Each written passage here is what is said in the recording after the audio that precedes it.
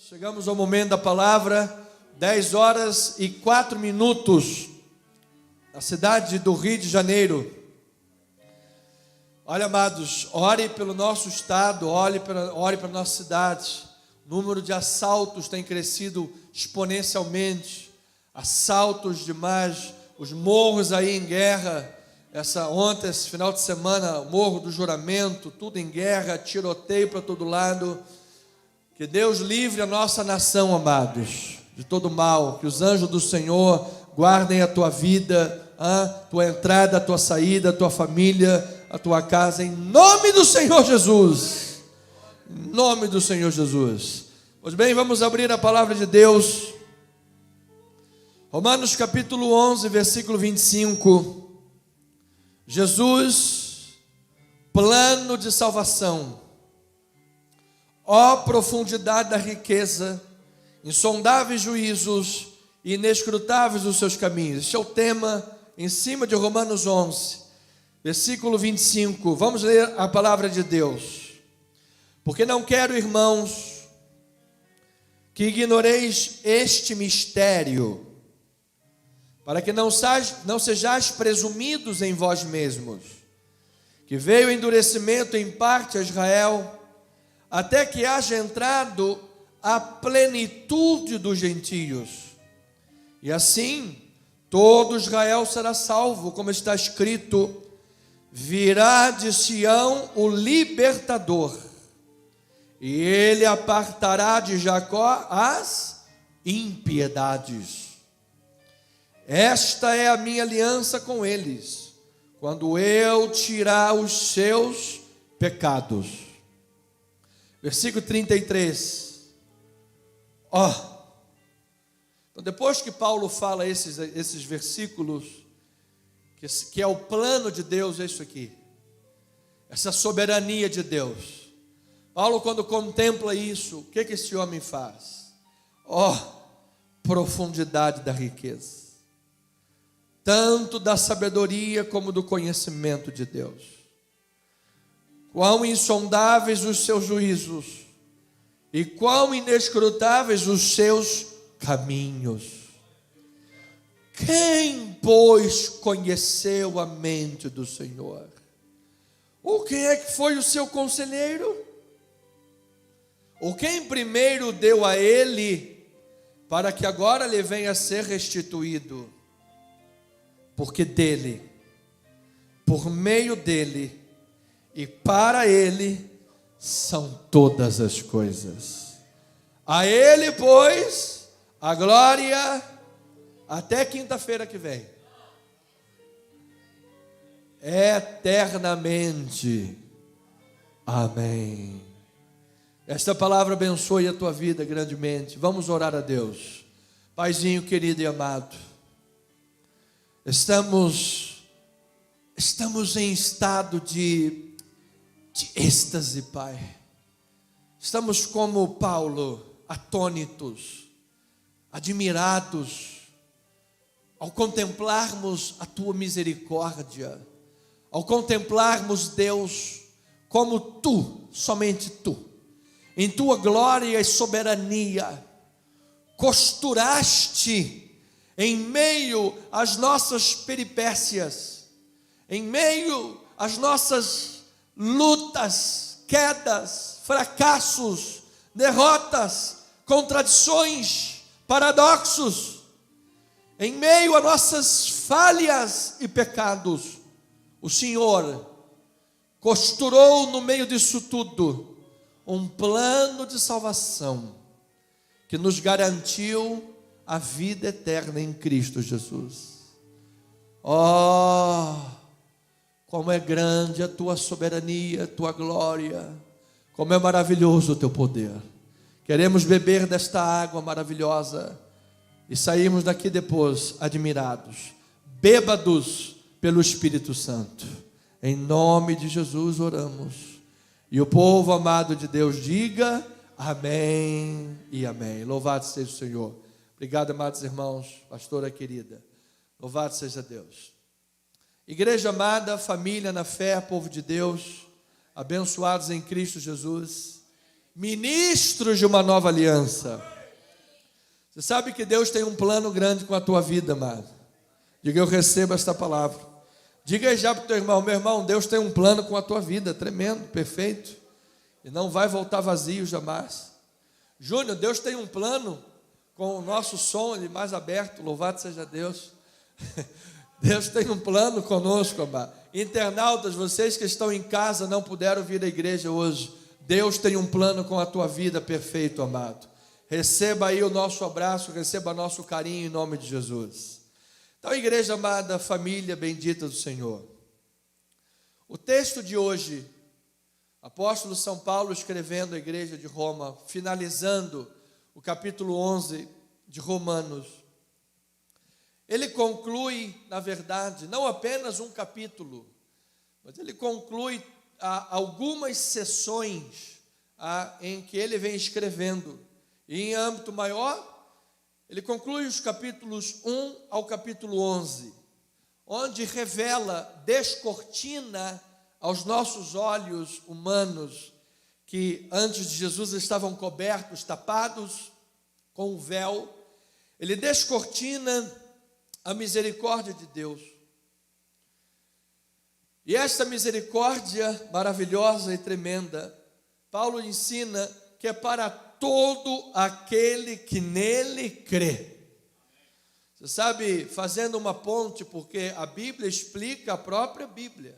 Você lembra em João 3,16, a palavra descortina o Evangelho, ele diz que Deus amou o mundo de tal maneira que deu o seu Filho, para que todo o que nele crê não pereça, mas tenha a vida eterna. Isto é Evangelho, isto é Jesus, isto é graça do Senhor, isto é o grande doador que é Deus, os grandes necessitados que somos nós no mundo, a grande dádiva que foi dado, Jesus Cristo nosso Senhor, e o grande prêmio, qual foi? A nossa salvação em Cristo Jesus. Isto é Evangelho, e eu declaro, amado, que toda esta grandeza maravilhosa alcançou a tua vida na pessoa de Jesus Cristo. Então, Paulo descortina essa misericórdia, e quando ele trata, na abertura do livro, do capítulo 1 até o versículo 15, ele identifica que, por meio de Cristo Jesus, como o autor do Evangelho da salvação, ou seja, Deus, por meio de Cristo Jesus, é o autor do Evangelho da salvação. Às vezes a pessoa, hoje, num olhar menos acurado, ele pensa que Deus está sempre irado contra ele, como se fosse um juiz querendo te condenar, e vamos lá relevar e não vamos condenar, afinal Jesus, você sabe, e tudo mais. Na verdade, amado, o Evangelho é assim: Deus amou, Deus Pai amou, de tal maneira que deu o seu Filho Jesus Cristo. Ou seja, amado, Deus ama você, amado irmão. Ele tem um plano perfeito. Então veja lá em Romanos capítulo 1, versículos de 1 a 3, como Paulo faz essa identificação. Ele diz assim: Paulo, servo de Jesus Cristo, chamado para ser apóstolo, separado para o Evangelho de Deus, Evangelho de Deus, o qual foi por Deus outrora prometido por intermédio de quem? Dos profetas. Aonde? Nas sagradas Escrituras, com respeito a seu Filho, o qual, segundo a carne, veio da descendência de Davi. Então você veja, o Evangelho de Deus, por intermédio do Senhor Jesus Cristo, tinha um plano, foi pré-anunciado pelos profetas, foi pré-anunciado em todo o Antigo Testamento. Amados, sempre nós vimos, desde o livro de Gênesis, quando o homem caiu, ali já foi anunciado o Evangelho em Gênesis 3,15. O proto-evangelho disse que a serpente iria ferir, mas ela seria morta na sua cabeça, desarticulada. Feriu o calcanhar, mas seria desarticulada. Jesus Cristo, disse o profeta Isaías, ele foi ferido, ele foi humilhado.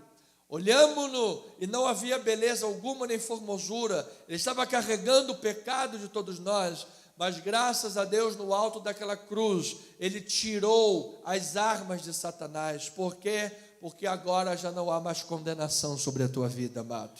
Oh, glória a Deus por isso. Agora, justificados, pois, mediante a fé, nós temos o quê?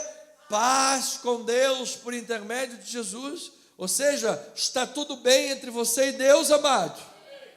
Diga assim: está tudo bem entre mim e Deus, pela pessoa de Jesus Cristo, nosso Senhor. Então esse é o Evangelho de Deus. Depois 16 e 17, Paulo traz o tema da carta de Romanos. Os versículos 16 e 17 é o tema da carta, onde ele anuncia a justificação e com ela a restauração das bênçãos da aliança. Ou seja, tudo que foi prometido como bênção, tudo que foi prometido por Deus Pai em Cristo Jesus, pelo Evangelho, chegou à tua vida. Olha lá, Romanos 1, 16 e 17 diz a palavra do Senhor: pois não me envergonho do Evangelho, porque é o poder de Deus para a salvação de todo aquele que crê, primeiro do judeu e também do grego, visto que a justiça de Deus se revela no Evangelho de fé em fé, como está escrito: o justo viverá por fé.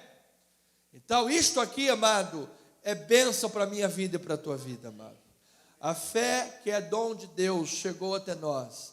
A fé que transforma a nossa vida chegou em Cristo Jesus. A justiça de Deus foi aplicada sobre a tua vida. Quando Deus nos olha, Ele vê Jesus. Quando Deus nos olha, Ele nos vê santo e irrepreensíveis. Quando Deus nos olha, Ele vê Cristo em nós, a esperança da glória. Então, em Cristo Jesus chegou a plenitude da fé, a plenitude das suas bênçãos, a plenitude da sua graça. Então nós podemos dizer que pela graça de Deus somos salvos, pela graça de Deus somos justos, pela graça de Deus somos santificados, pela graça de Deus fomos libertos em Cristo Jesus. Ou seja, onde havia qualquer obra do maligno, onde havia qualquer obra de Satanás, amado, Jesus veio para destruir as obras de Satanás.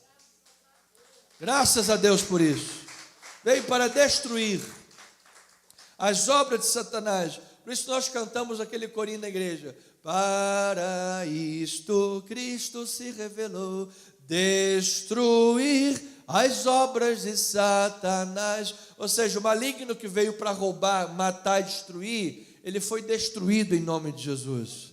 Então, eu levanto a minha mão, levanta a tua mão, amado, em nome de Jesus. Nós declaramos que toda obra maligna contra a tua vida já foi destruída, amado.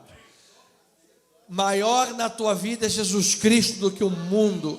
Maior na tua vida é Jesus Cristo do que o mal. Amado, em nome de Jesus, fechamos brechas nesta manhã para a glória de Deus e declaramos que a nossa casa está sobre a rocha que é Cristo Jesus.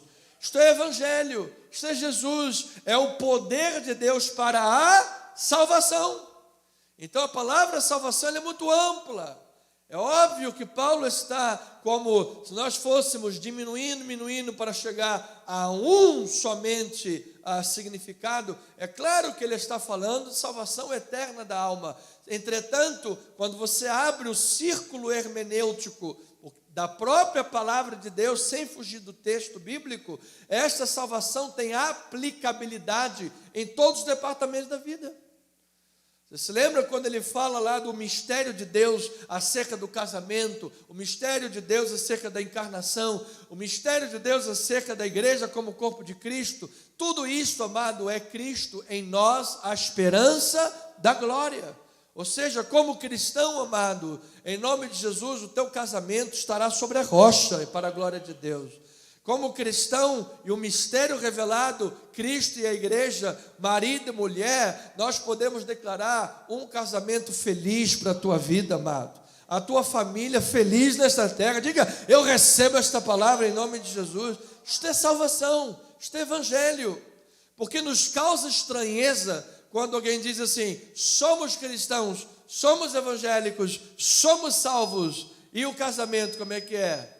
Vai para ponto que partiu, vai comer tomate cru, não sei o quê. Ou seja, espera aí, calma aí, vamos dar um stop aí, né? Assim, briga para um lado, panela para o outro. Cadê a salvação aí no casamento? Ficou só na vida espiritual? Ou isso em qualquer área da vida, qualquer área de relacionamento. Às vezes a pessoa, sou cristão, mas passa cheque sem fundo. Quando vem um troco a mais na padaria, opa, veio R$5 a mais aqui. Quem vai ter que pagar esses R$5 a mais é a pessoa que te deu o dinheiro a mais. Vai sair do bolso dela. Então, amado, o cristianismo se vê em todos os momentos da vida. Isso é salvação. Pois Romanos 1,18 até o capítulo 4, versículo 25, a tese de Paulo é que a lei de Moisés foi substituída. Aquela aliança foi substituída. Não mais pela lei, pela Torá. A estipulação da aliança não é a Torá. A estipulação da aliança é a fé em Cristo Jesus. É o cálice da nova aliança. Jesus, quando celebrou a ceia, disse: é o cálice da nova aliança. Se você crê na pessoa do Senhor Jesus Cristo, você viverá de forma agradável a Deus. Romanos capítulo 3, versículo 21, olha lá o que diz o texto bíblico, até o versículo 25, projeta lá, irmão Olhado. Mas agora, sem lei, se manifestou o quê? A justiça de Deus, testemunhada pela lei e pelos profetas. Versículo 22, justiça de Deus mediante a fé em Jesus Cristo, para todos e sobre todos os que creem, porque não há distinção. Diga glória a Deus por isso. Não há distinção. Versículo 23, pois todos pecaram e carecem da glória de Deus, sendo justificados gratuitamente por sua graça, mediante a redenção que há em Cristo Jesus. Versículo 25, parte A. A quem Deus propôs no seu sangue como propiciação mediante a fé. Júnior, tira um pouquinho. Mediante a fé. Ou seja, amado, ele está dizendo aqui algo simplesmente maravilhoso. Você sabe que existe, por exemplo, no Brasil, uma corrente que cresceu muito nas últimas décadas, que é perfeito, amado, maravilhoso, que atribui a salvação à prática das boas obras, que atribui a salvação à caridade. Amado, eu vou lhe dizer uma coisa, é muito bonito isso, mas existe gente no morro que vende o almoço para comprar o jantar. As pessoas não podem fazer caridade, não podem fazer essas boas obras. Mas uma boa obra então de visitar alguém, e alguém que está entrevado numa cama de hospital, alguém que está doente, ela que precisa ser visitada, ela não tem como visitar, não tem como praticar boas obras. Então, o princípio, ou seja, essa doutrina, ela é uma doutrina elitista, elitista, porque quando Deus estabelece a justiça, ela é mediante a fé, e fé todo mundo pode ter. Seja o rico, seja o pobre, seja o doente, seja o saudável, todo mundo pode ter fé, e é pela fé, meu amado, que teus pecados foram cancelados em Jesus. Então eu vejo alguém na minha frente que é justificada pela fé na redenção que há em Cristo Jesus, o nosso Senhor. Isso é Romanos 4, 25. Depois, capítulo 5 a capítulo 8, Paulo registra um fato de que o cristão gentio desfruta das bênçãos da aliança. Tudo aquilo que foi prometido a Abraão, ele disse: Abraão, para a direita, para a esquerda, você será abençoado. As bênçãos de Abraão, tudo isso em Cristo Jesus alcança o povo de Deus. Capítulo 5 até o capítulo 8, esta é a tese de Paulo. E olha, uma das grandes bênçãos, porque Abraão foi justificado pela fé. Não foi a Torá e nem a circuncisão. Então, em Romanos capítulo 8, versículos 1 a 6, olha a tese paulina. Agora, pois, já nenhuma condenação há para quem? Os que estão em Cristo Jesus.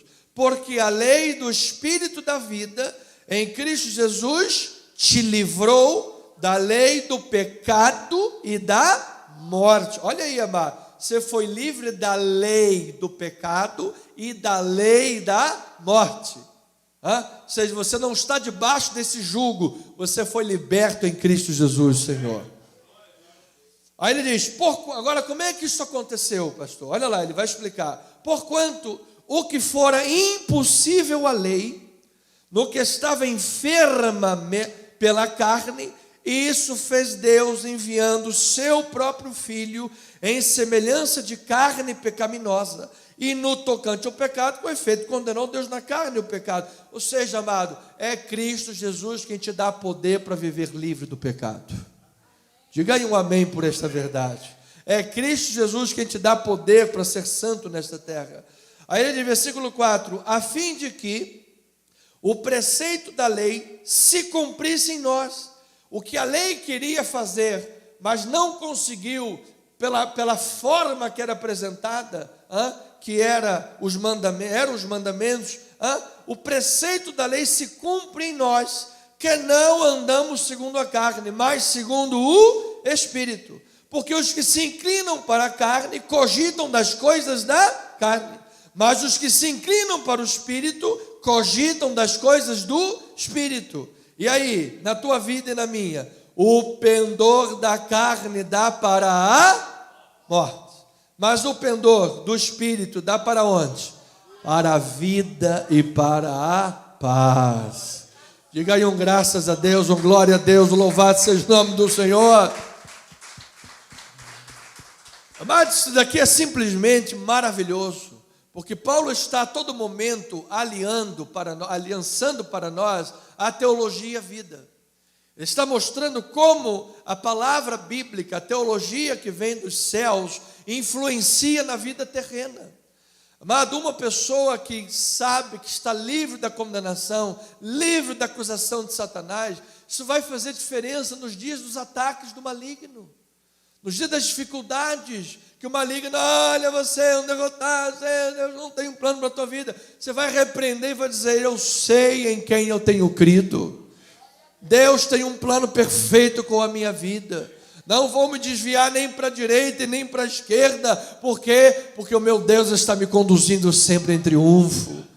Não há mais condenação. Eu repreendo toda voz de acusação, repreendo toda voz condenatória. Isso é libertador, amado. Aí Paulo diz que a vida no Espírito vai te fazer caminhar para a vida e para a paz em Cristo Jesus.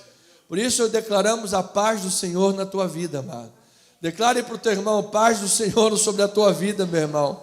Paz de Cristo na tua vida.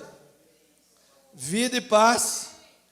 Você recebe esta paz? Eu recebo, em nome de Jesus. Então você veja quanta bênção, mas isso aqui é tudo bênção da graça de Deus, amado.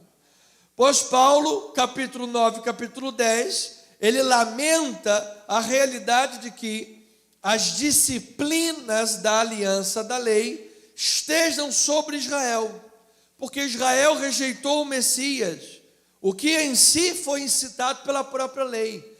E isto aqui, amado, nos causa duas atitudes imediatas. Em primeiro lugar, vamos orar pelos nossos irmãos judeus. Vamos declarar que ele é um povo abençoado em Cristo Jesus, porque tudo começou lá, amado. E se Deus endureceu o coração deles, foi também para nos salvar em Cristo Jesus, porque foi através da queda deles que houve salvação para nós. Glória a Deus por isso. Então isso já causa, em primeiro lugar, vamos orar por ele. Agora isso nos dá um alerta muito grande na questão da vida religiosa. Amado, você sabe que a salvação, dizia Billy Graham, a salvação tira você da lama. A santificação tira a lama de você. Mas a religião coloca uma roupinha limpa em cima de um corpo sujo de lama. A minha pergunta é, você quer uma religião para a tua vida? Ou você quer Jesus e a santificação para a tua vida? Então olha o que Paulo nos ensina em Romanos capítulo 10, versículos de 1 a 4. Olha lá, irmãos, a boa vontade do meu coração e a minha súplica a Deus, a favor deles, são para que eles sejam o quê? Salvos. Essa é a nossa oração. Porque lhes dou testemunho de que eles têm o quê? Zelo por Deus. Eles têm zelo. Porém, eles têm zelo sem o quê? Eles não têm o quê? Entendimento. Porquanto, desconhecendo a justiça de Deus e procurando estabelecer a sua própria, não se sujeitaram à justiça que vem de Deus. Por quê, amados? O fim da lei é Cristo, para a justiça de todo aquele que crê. Você crê, amado? Diga um aleluia aí, irmão. Então, amado, você não vai estabelecer a justiça pela religião. Você não vai buscar servir a Deus. Você sabe, por isso nós não temos aqui um conjunto de, sabe, pode, não pode, pode, não pode. Normalmente, quanto mais detalhada é uma religião, mais distante ela está de Deus. Ela está ali elucubrada na cabeça de um homem. Não, eu acho que nós não podemos usar shorts, calça curta, tem que usar sempre calça comprida. Eu acho que a mulher não pode pintar os lábios e nem colocar o brinco, porque ela vai se parecer com Jezabel. Nem existia Romanel naquela época. Então, quando a vida ela é colocada em cima de achismo, a pessoa se afasta de Deus. A palavra de Deus é simples, amado. Tudo me é lícito, mas nem tudo me convém. Quando a pessoa começa a colocar o pezinho fora, amado, da palavra, o Espírito Santo já começa a incomodar. O Espírito Santo fala. Às vezes o que para nós aqui no Brasil seria um pecado complicado, que vamos fazer um pequenino tropeçar, em outras culturas não é. As pessoas trabalham muito bem com essas coisas.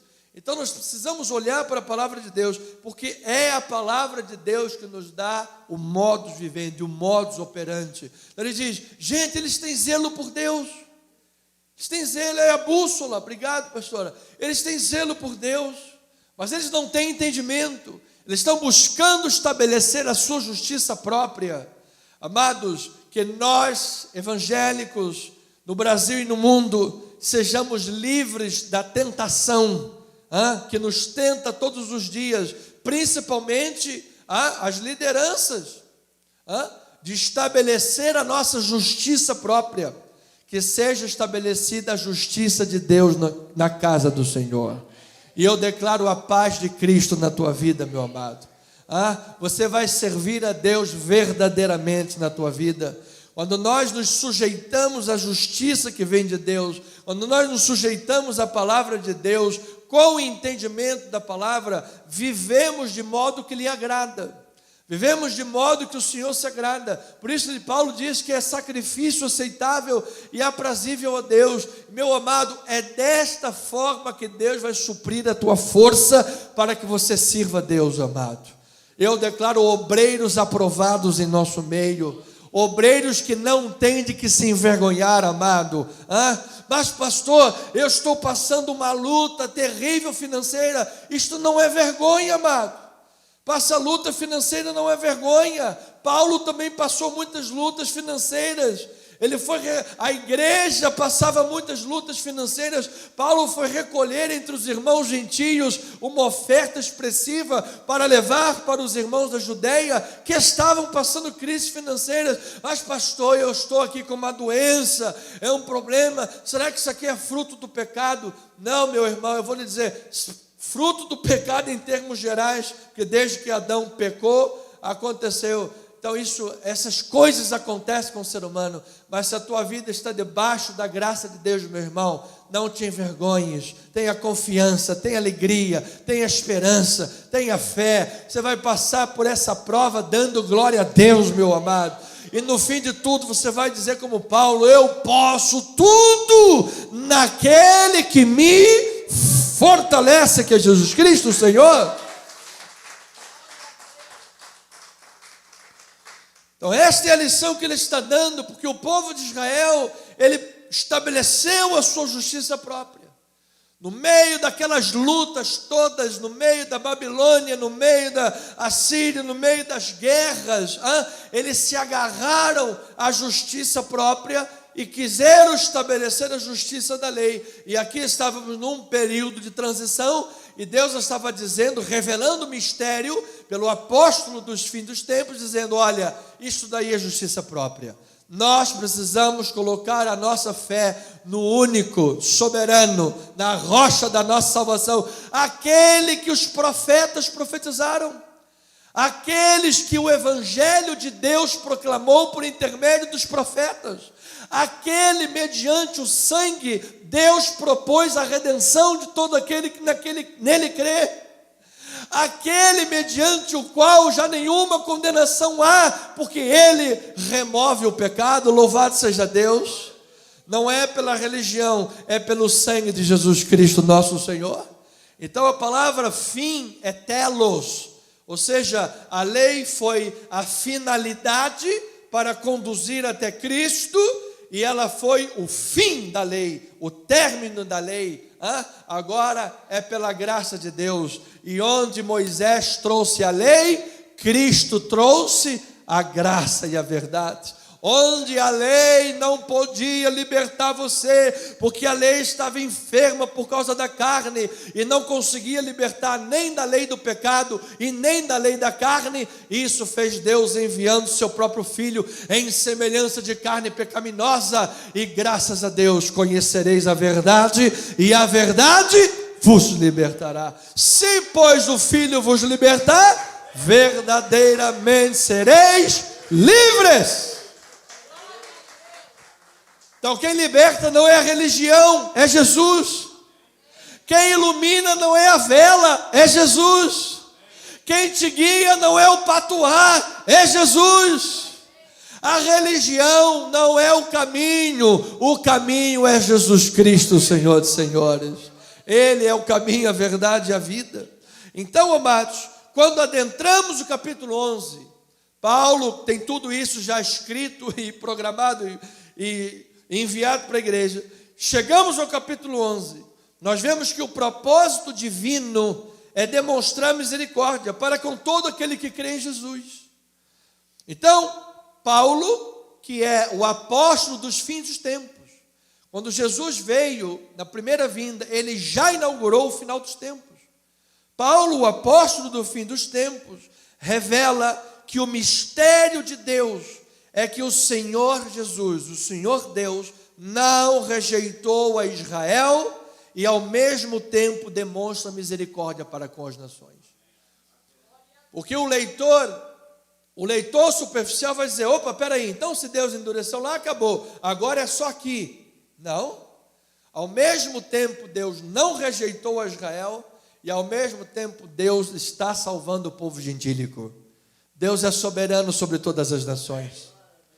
Então, este apóstolo está revelando a soberania da misericórdia de Deus. A queda de Israel conduziu os gentios à salvação, e a salvação dos gentios leva Israel ao ciúme. E é nesta interdependência de salvação de judeus e gentios que está o mistério de Deus, porque Deus reuniu no mesmo corpo judeus e gentios. É como se Deus tivesse juntado óleo e água. Ele juntou: isso aqui é o mesmo corpo. Eu comecei a obra lá, mas eu concluo aqui e eu volto para cá. Meu amado, eu recebo e oro por todas as nações, e eu declaro que a salvação de Deus alcance todo aquele que crê em Jesus Cristo. Isto é um plano soberano. Romanos 11, versículos 11 e 12. Paulo diz assim: porquanto, pergunto, pois, porventura, está falando dos irmãos judeus, eles tropeçaram para que caíssem? O que é que ele diz? De modo nenhum. De modo nenhum. Mas pela sua transgressão veio salvação aos gentios. Para quê? Pô-los em ciúmes. Ora, se a transgressão deles redundou em riqueza para o mundo, e o seu abatimento em riqueza para os gentios, quanto mais será a sua plenitude.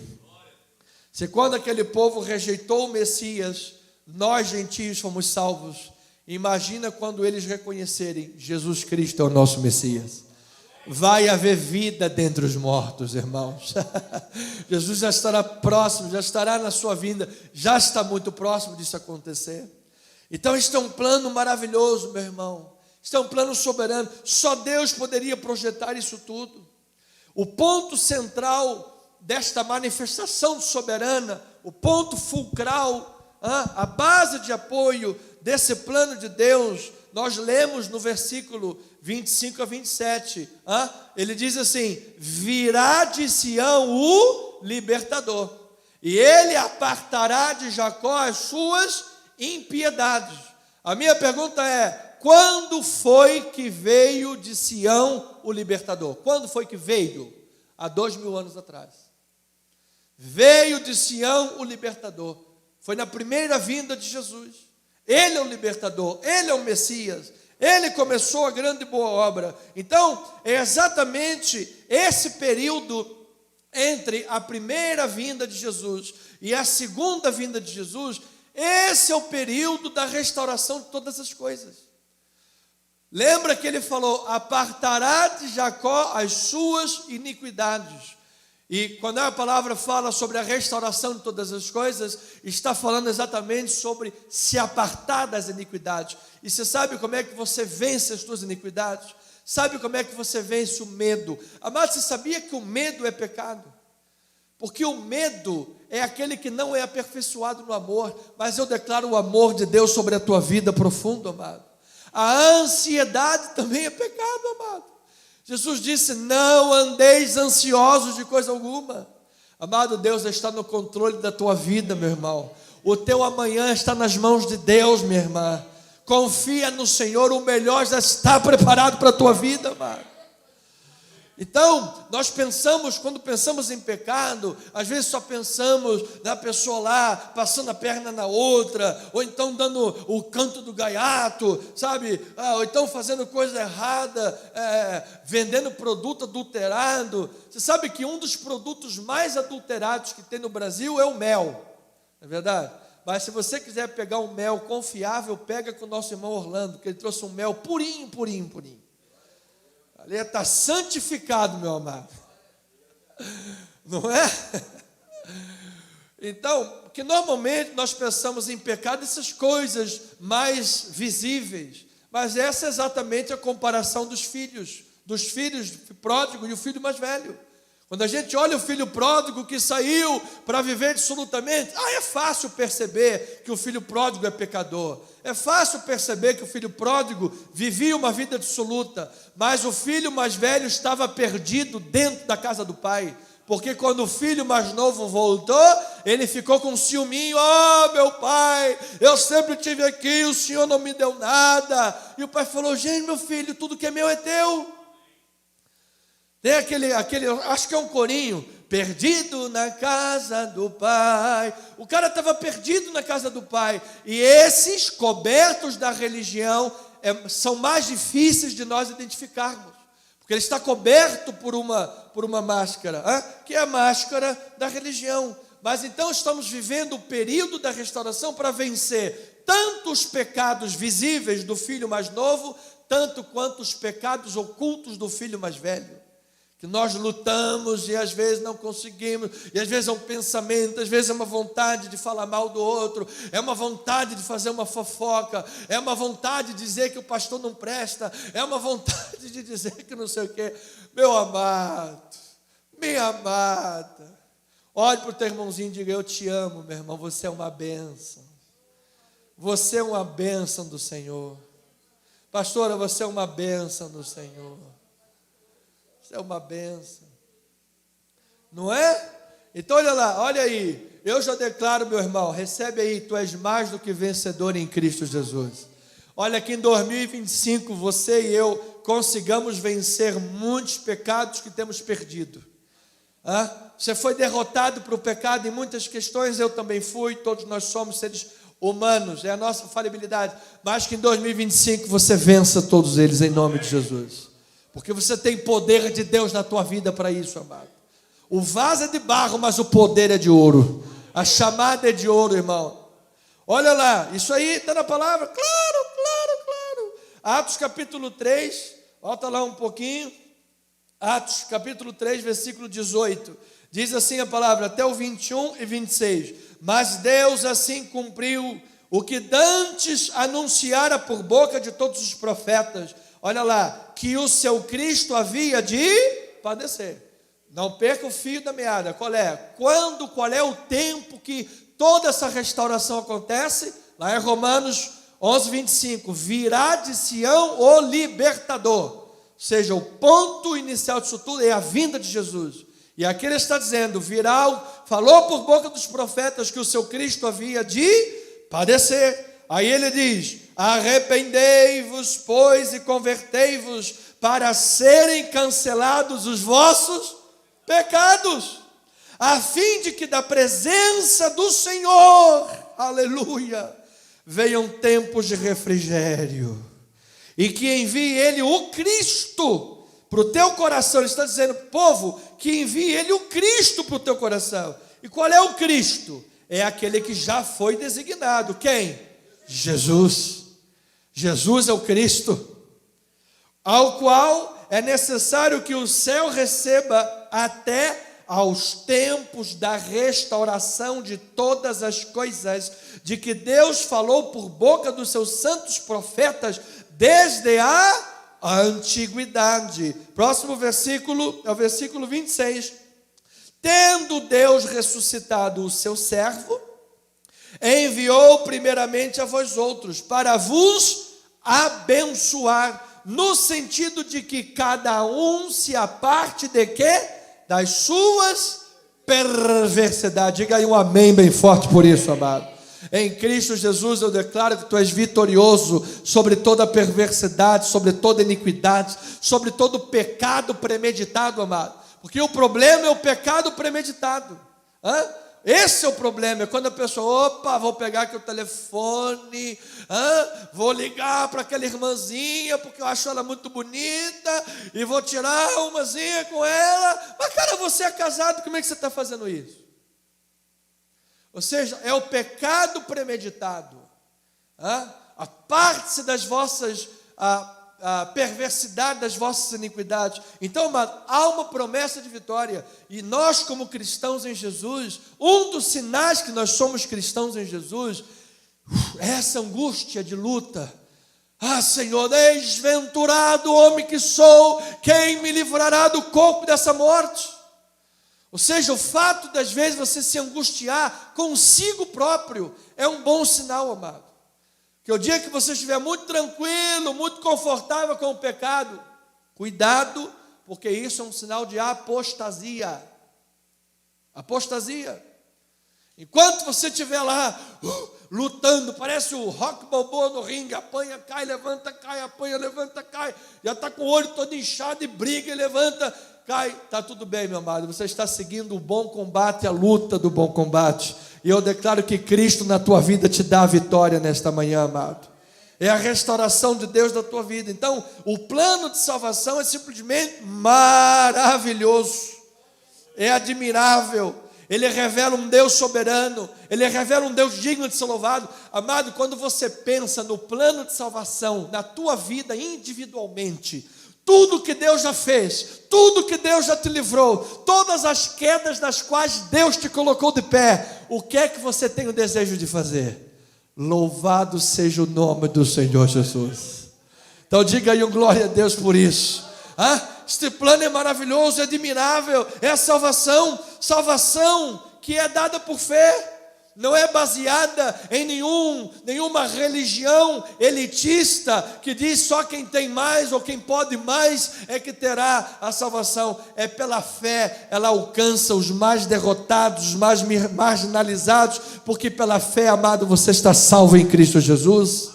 Esta é a riqueza do plano de salvação. Salvação viabilizada por meio de Cristo Jesus. Porque Cristo Jesus é a sabedoria de Deus, não é a Torá, não são os conjuntos da lei de Moisés, é Cristo Jesus. O fim da lei é Cristo Jesus, o nosso Senhor. E nós só alcançamos este nível de entendimento, nós só alcançamos esta revelação na vida, porque Porque Cristo Jesus decidiu revelar para nós. Porque Paulo pergunta: quem conheceu a mente do Senhor? Quem é que se tornou seu conselheiro? Quem é que poderá chegar no último dia? Bate o pé na porta, abre aí essa porta celestial, porque afinal eu tive expertise de saber que o Senhor é o Senhor e o Senhor tem que me salvar mesmo. Coitado, nós vamos entrar no céu. Senhor Jesus, Senhor Jesus, obrigado, Pai, obrigado pela tua misericórdia, pela tua graça. Sou um pecador, mas o teu sangue me lavou e me redimiu de todos os meus pecados. Isto é sabedoria e graça de Deus. Então, isto é riqueza, riqueza. Paulo pergunta: quem deu coisa alguma a Deus para que Deus lhe recompense? Esse texto de Romanos 11, 33 a 36, ele é o que conhecemos como quiasmo. Quiasmo, a letra ri, do grego, seria semelhante ao nosso X. Para nós entendermos melhor, você imagine uma linha reta aqui, uma linha reta na vertical. Aí você tem ponto A, ponto B, ponto C. Aí você tem ponto C, ponto B e ponto A. Ou seja, nas extremidades, ele está falando do mesmo assunto, riqueza. No meio, ele está falando do mesmo assunto, sabedoria. No centro, ele está falando do mesmo assunto, conhecimento. A, B, C. Isso é quiasmo. Isso é uma linguagem, uma estilística paulina do hebraísmo, para mostrar como está convergindo o pensamento. E o pensamento está convergindo para dizer o seguinte: Cristo é tudo, Cristo é soberano, Cristo enche tudo em todos, porque Ele é o princípio, Ele é o meio, Ele é o fim, Ele é Deus. Diga glória a Deus por isso, louvado seja o Senhor. Por isso, vamos ver em 3 minutos esses pontos para chegarmos à conclusão. Primeiro ponto, das extremidades, riqueza. Quem deu alguma coisa a Deus para que lhe seja restituído? Romanos 11, 33, parte A e depois 35. Vamos lá. Profundidade da riqueza. Vamos ler o versículo todo. Tanto da sabedoria como do conhecimento de Deus. Quão insondáveis são os seus juízos e quão inescrutáveis os seus caminhos. O caput é, volta lá, filho. O caput é sobre a riqueza. Versículo 35. Aí ele pergunta: ou quem primeiro deu a ele para que lhe venha a ser restituído? Amado, Deus é que é rico. Diga glória a Deus por isso. Deus é Senhor dos céus e da terra. Por isso Ele determinou que a salvação seria pela fé em Cristo Jesus. Esta é a riqueza do Evangelho, meu amado. Você está salvo, diga glória a Deus por isso, porque Deus é rico em misericórdia. Você está justificado, porque Deus é rico de graça. Você tem saúde, bênção, o que for na tua vida, a vida é eterna em Jesus, porque Deus é rico e maravilhoso. Diga glória a Deus por isso, irmão amado. Ele é rico, Ele é maravilhoso. Então, quem é que deu alguma coisa para que seja restituído? Então, Cristo, e não o mérito, é a base para a riqueza da graça de Deus. Onde abundou o pecado, superabundou a graça. Isto é riqueza. O amor de Deus, o amor cobre o quê? Multidão de pecados. Isso é riqueza. Você sabe qual é a consagração de um casal? A consagração de um casal não é necessariamente o tempo, mas é o perdão de tantas vezes que já deu. É um casal consagrado, já perdoou, é o casal do perdão. Meu amado, perdoe, abre o coração, isto é riqueza, meu amado. Forte não é quem nutre o ódio, forte não é quem paga com a mesma moeda, forte é quem perdoa, forte é quem entrega para Deus as injustiças praticadas contra si, forte é aquele que diz: Deus, tu estás no controle de todas as coisas. Então eu declaro a força do Senhor na tua vida, amado. Eu declaro que você é rico em nome de Jesus. Porque quando nós vivemos no mundo e não temos essa riqueza, ou seja, nós estamos o quê? A flor da pele. Não é assim?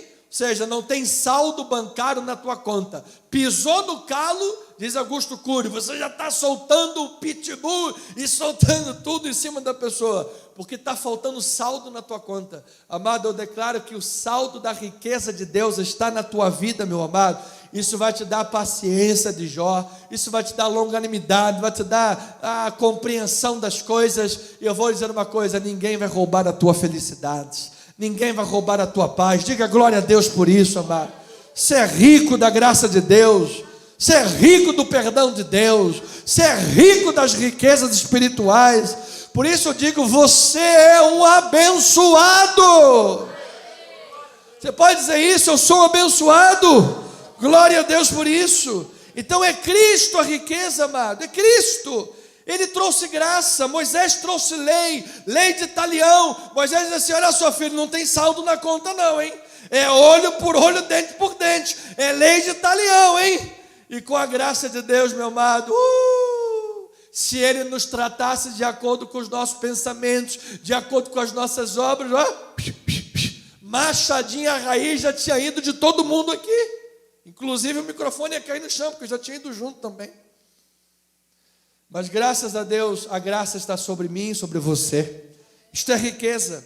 Então, em todas as epístolas, Paulo associa Cristo às riquezas espirituais de Deus. Ou seja, a riqueza divina da salvação é derramada sobre os pecadores pela graça de Deus, mediante a fé em Cristo Jesus. Então eu declaro, como Efésios declara, toda a sorte de bênçãos espirituais sobre a tua vida, amado.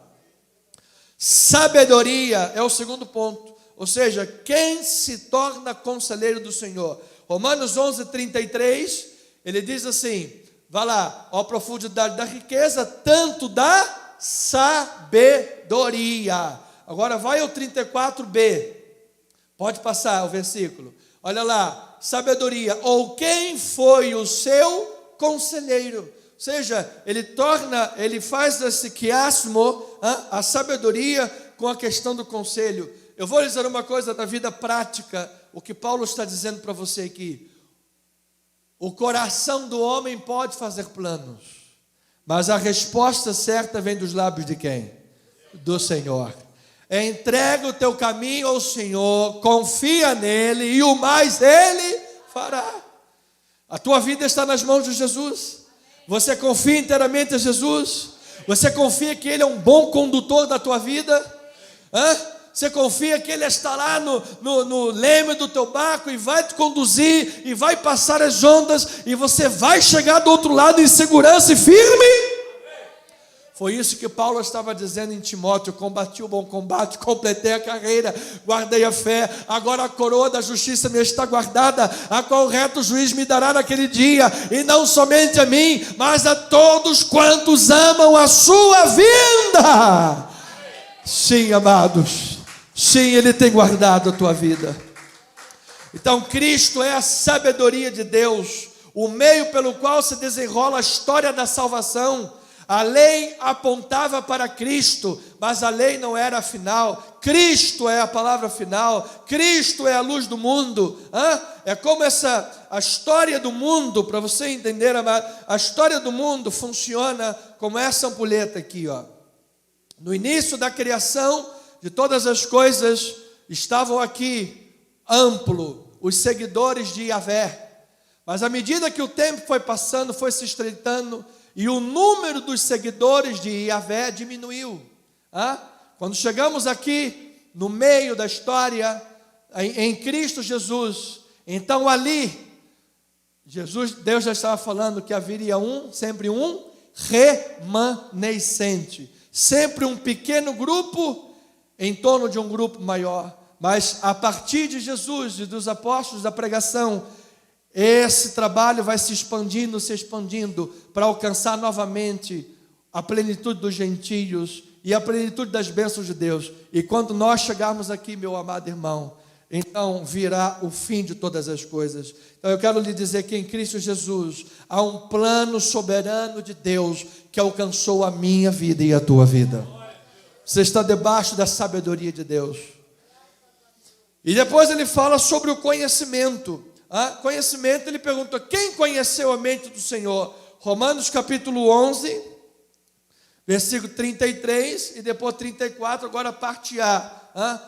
Ele se junta, ele diz: ó profundidade da riqueza, tanto da sabedoria como do conhecimento de Deus. Quão insondáveis são os seus juízos, quão inescrutáveis os seus caminhos. 34a, quem, pois, conheceu a mente do Senhor? Ó meu amado, só pelo Espírito Santo que Ele pode te revelar. A palavra de Deus diz assim: nem olhos viram, nem ouvidos ouviram, nem jamais penetrou em coração humano o que Deus tem preparado para aqueles que o amam. Mas Deus nos revelou pelo Espírito, porque o Espírito a todas as coisas perscruta até mesmo as profundezas de Deus. Oh, meu, diga um amém, glória a Deus por isso. Amado, Paulo está descortinando os mistérios de Deus. E esses mistérios revelam a sua misericórdia. E eu declaro que pela misericórdia de Deus, Jesus Cristo, conhecimento, Jesus Cristo é a riqueza do Evangelho, Jesus Cristo é a sabedoria de Deus, Jesus Cristo é o conhecimento, é a mente de Deus. Que este conhecimento, esta sabedoria, esta riqueza esteja agora na tua vida em Cristo Jesus. Hebreus capítulo 1, versículo 1 a 3 diz a palavra, olha aí o conhecimento, havendo Deus outrora falado muitas vezes, de muitas maneiras, aos pais pelos profetas, depois, nestes últimos dias nos falou pelo Filho, a quem constituiu o herdeiro de todas as coisas, pelo qual também fez o universo. Ele é o resplendor da glória e a expressão exata do seu ser, sustentando todas as coisas pela palavra do seu poder. Depois de ter feito a purificação dos pecados, assentou-se à direita da majestade nas alturas. Diga glória a Deus por isso, amado. Tudo é Jesus, é Cristo em nós, a esperança da glória. Então, irmão, 11 horas da manhã e eu tenho 2 minutos para terminar. A teologia precisa transformar-se em louvor. A teologia que você está estudando com Paulo precisa se transformar em louvor na tua vida. A doutrina que nós estamos aprendendo com Paulo precisa ser vista nas obras da nossa vida. O argumento que Paulo usa, argumentos em cima de argumentos. Agora acabamos de aprender mais uma técnica de argumento, que é o quiasmo. Ele coloca no centro do argumento uma palavra que ele quer revelar. Os argumentos paulinos, bíblicos, inspirados, precisam trabalhar em nossas mentes, trabalhar em nosso coração, nos levando a uma vida de adoração. Pastor, por que no livro do Apocalipse ele não chega logo e revela logo, olha, o anticristo é esse, Jesus vai vir assim, vai acontecer essa... Por que ele fala de dragão, fala de besta, fala de um monte de coisa diferente ali, um monte de técnicas, argumentos, estilísticos, por que essa coisa toda? Mas você pode chegar, por exemplo, na lua de mel para sua esposa e falar, olha, legal, hein, roupa bonita, poxa, você está muito bonita, parabéns. Talvez ela vai ficar feliz com isso. Mas se você tiver aí um dom de um Machado de Assis, ou sei lá o quê, e cantar uma poesia no ouvido dela, ela vai se derramar. Porque a poesia vai falar fundo no teu coração. Então, Deus tem maneiras específicas de falar profundo ao nosso coração. Por isso a palavra tem tantos argumentos e tantas formas, porque nós somos seres complexos. E Deus tem as suas formas e maneiras para alcançar o âmago do nosso ser. Por isso, tudo isso tem que se transformar em prática, em vida convertida, porque o autor da criação sabe como alcançar o teu coração. Então eu quero declarar uma vida transformada, 2025, uma vida cheia da riqueza de Deus, cheia da profundidade do Espírito. Olha, irmão, que você tenha intimidade, profundidade na tua vida com Deus, como talvez nunca tiveste até hoje, e você beba das águas do Espírito Santo. E eu vou lhe dizer que isso é a plenitude de Deus na tua vida. Efésios capítulo 1, versículo 6 diz a palavra: para o louvor da glória de sua graça, que Ele nos concedeu gratuitamente no amado. Versículo 7, no qual temos a redenção pelo seu sangue, a remissão dos pecados, segundo a riqueza da sua graça. Olha tudo que Deus está fazendo em nós.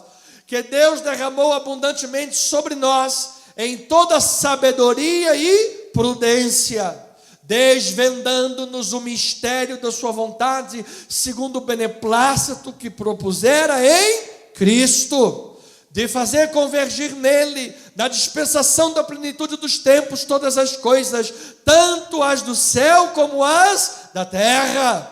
Nele, digo, no qual fomos também feitos herança, predestinados segundo o propósito daquele, olha aí o plano, daquele que faz todas as coisas, conforme o conselho da sua vontade. Versículo 12, a fim de sermos para o louvor da sua glória, nós os que de antemão esperamos em Cristo. Diga glória a Deus por isso. Versículo 13, em quem também vós, depois que ouvistes a palavra da verdade, o evangelho da vossa salvação, tendo nele também crido, veio a provisão, amado. Veio aquele que supre para que você viva para o louvor da glória, selado para o Santo Espírito da promessa. Ou seja, o Espírito Santo pega, tá bom, filho, pega todas essas coisas e aplica isso na tua vida. Obrigado, Eliardo, pode passar. O Espírito Santo pega todas essas coisas e aplica na tua vida, para que você viva para o louvor da sua glória. Então diga: eu recebo viver para o louvor da glória de Deus. Irmãos músicos, assumam, por favor. Vamos cantar aquele corinho rápido. Vamos ficar de pé, igreja. Jesus Cristo mudou o meu viver. E eu quero terminar fazendo uma leitura, amados, porque quando nós meditamos em tudo isso, quando nós ouvimos toda esta voz de Deus, e nós sabemos que a doutrina bíblica saudável vai nos levar a uma vida rendida para Jesus Cristo, a doutrina vai levar a uma vida de louvor. Nós então terminamos como Paulo terminou, em Romanos 11, 36, porque dele, vamos fazer a leitura juntos? Porque dele, por meio dele e para ele são todas as coisas. A ele, pois, a glória eternamente. Amém. Vamos dar um aplauso ao Senhor, igreja. Forte, com alegria. A tua vida foi feita para o louvor. A tua vida foi feita para a glória de Deus.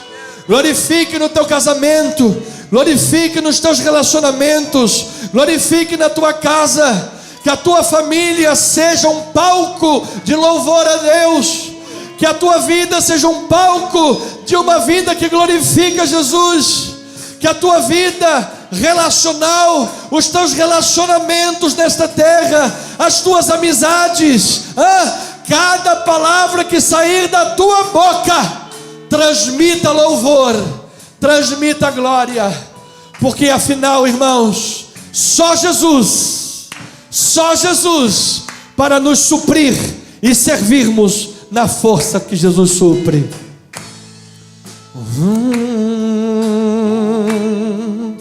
Jesus Cristo mudou meu viver. Jesus Cristo mudou meu viver. É a luz que ilumina o meu ser. Sim, Jesus Cristo mudou meu viver. Diferente hoje é o meu coração. Diferente hoje é o meu coração. Cristo deu-me paz e perdão. sim, diferente hoje é o meu coração.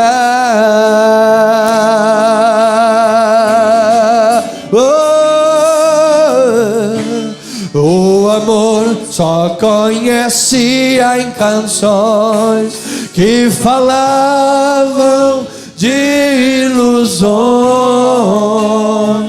mas tudo agora é diferente.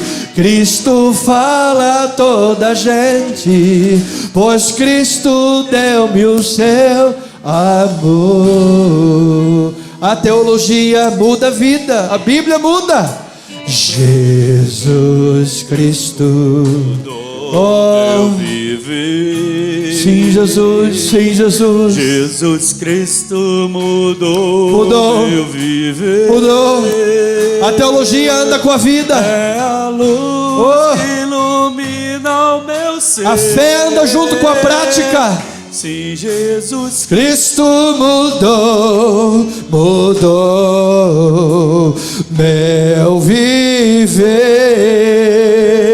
Diferente, vamos dizer, diferente hoje é o meu coração. Diferente hoje é o meu coração. Cristo deu-me paz e perdão. Sim, diferente hoje é o meu coração.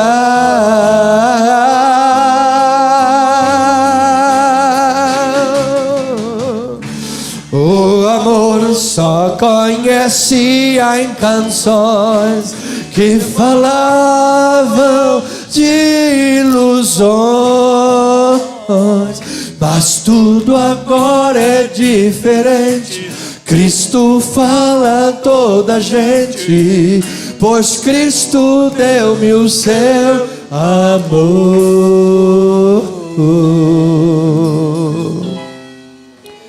Jesus Cristo mudou. Mudou. Jesus Cristo mudou meu viver. É a luz que ilumina o meu ser. Sim, Jesus Cristo mudou. Sim, Jesus Cristo mudou. Sim, Jesus Cristo mudou. Ele mudou meu viver. Ele mudou.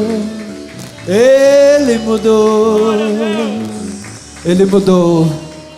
Jesus, a tua palavra mudou a nossa vida, Pai. A tua palavra nos transformou. Nós somos regenerados, transformados e curados, Pai. Agora, o que era impossível à lei, porque estava enferma pela carne, Deus fez enviando Jesus e nos livrou da lei do pecado e da lei da morte. Nem a morte tem poder sobre nós, porque aquele que morre em Cristo passou da morte para a vida. Assim, Jesus, vamos voltar para os nossos lares com obras da vida, Pai, porque o pecado é obra da morte, o salário do pecado é a morte. Vamos voltar para os nossos lares debaixo de misericórdia. Vamos voltar para os nossos lares debaixo da lei da misericórdia, da lei da liberdade, da lei da graça, da lei do Espírito. Vamos voltar para os nossos lares movidos pelo poder e pela unção de Jesus Cristo. Ah, Senhor, movidos pela fé que veio pela palavra. E que teus filhos tenham uma semana em perfeita vitória. Que os anjos acampem-se ao nosso redor. Sejamos livres dos homens maus, ruins, fraudulentos, enganadores e sanguinários. Ah, Senhor, eu declaro sobre cada mente, sobre cada coração, a paz de Cristo Jesus. Irmão, irmã, em Cristo está tudo bem entre você e Deus. A paz de Deus reine na tua vida, e você, baseado nesta paz, vive em santificação, na força que Deus supre. E que a graça de Deus, o amor do Pai, as doces consolações e a comunhão do Espírito Santo se manifestem hoje e para sempre na vida da igreja. E aqueles que foram lavados, remidos, santificados, libertos, salvos e transformados pelo poder, pela sabedoria, pela riqueza, pelo conhecimento e pela vida de nosso Senhor Jesus Cristo, digam amém. Vamos dar uma linda salva de palmas ao Senhor.